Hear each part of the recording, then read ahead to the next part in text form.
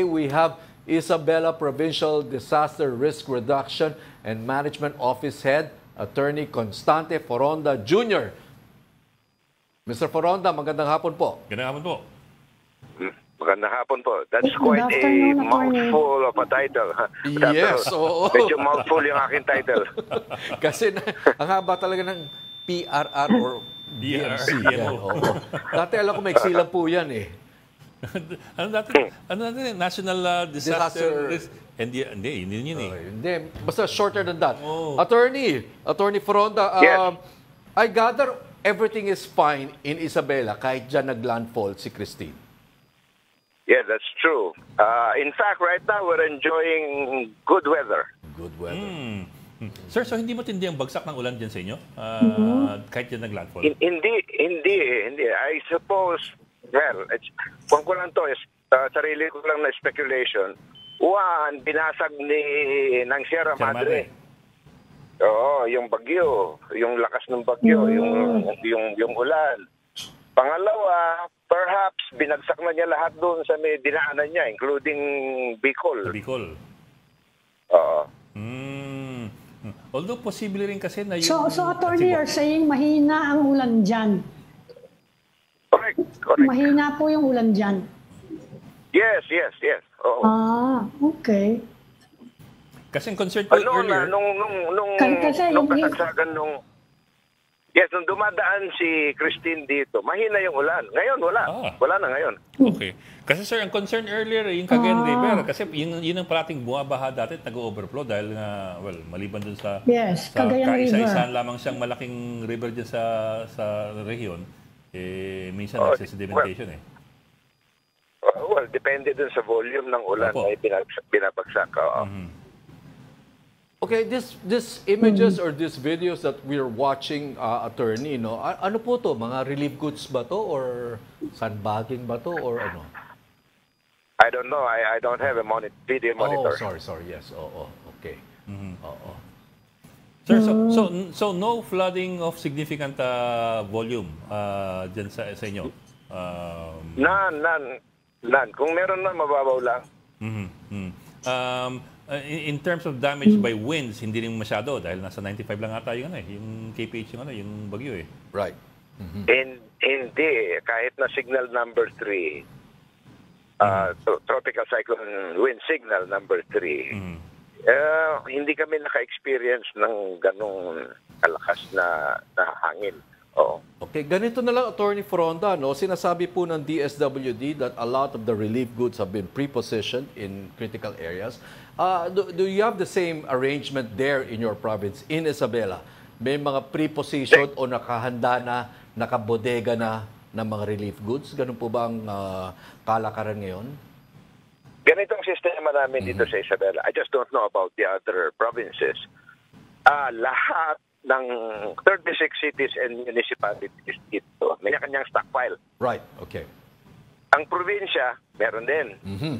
Tapos, yung local office ng DSWD, meron din. Right. Now, ano pa yun? ang unang magdi-distribute ng relief items, food and non-food, ay yung LGU concern. Kapag kinapos sila, hihingi sa probinsya. Probinsya naman yan na magpapadala. Pag kinapos naman ng probinsya, yung DSWD na. Attorney, ilang araw pong nawalan ng klase ngayon sa Isabela? Nakatatlong araw ba yon? Hello? Hindi ko po narinig yung tanong.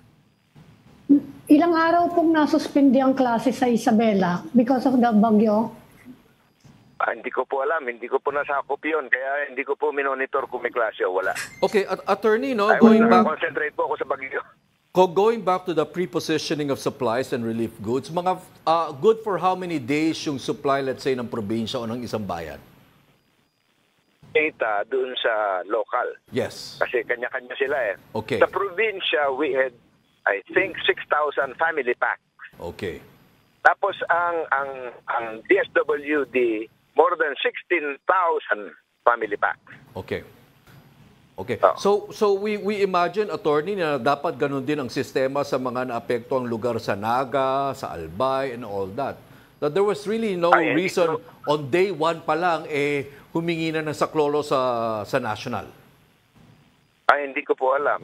Perhaps they have a system that, well, perhaps previously worked for them, but it failed. Okay. Okay. Okay, but it's good to hear na Isabela is not as hard hit as we earlier feared. Oo nga po, tama yan. Maswerte po kami. At meron kami Sierra Madre. Pero sir, Oo nga. Yung agriculture po ninyo, attorney, yung mga Wala pa. kasi maraming palayan din dyan Okay naman sila. Hindi po. Dalawa po ang aming major crops dito. Corn and Yes. rice. Yung corn, we don't expect that much damage because even before Christine was still a low pressure area. Na-harvest. Na-harvest na 88%. Yung rice ang standing crop nung pumasok itong si Christine. And at a stage na vulnerable sa wind and rain.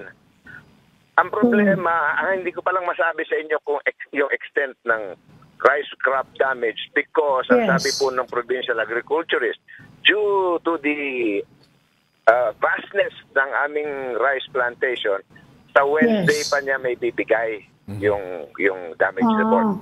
Okay, still collating. Okay. Pero itong nakikita po namin mga picture, mukhang malawakan yung yung mga nasa lanta ng mga farm areas. Kwan lang po yan. Konti lang yan. Hindi konti yan lang. representative sample. Malamang Opo. ito lang yung kinunan talaga ng mga cameraman. Okay. Alam mo naman minsan, di ba, Ami? Mabuti naman. Kung Kasi saan lang attorney. may masamang sitwasyon, doon nakatutok madalas. Nag-aalala kasi kami sa supply ng bigas kaya ganon.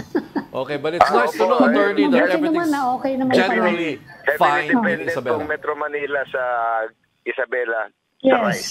Oo nga po. Mabuti naman na hindi pala masyadong damage. Okay. Hindi ko po masabi yan. Dahil sa Wednesday pa lang lalabas yung damage report. Okay. Okay, maraming salamat, Sige. Attorney Foronda ng Thank you, sir. Isabela PDRMO, PDRM. Yun. Provincial Salamat. Thank you, Disaster Risk Attorney. Reduction Management Okay, Office. okay. Thank you, Attorney.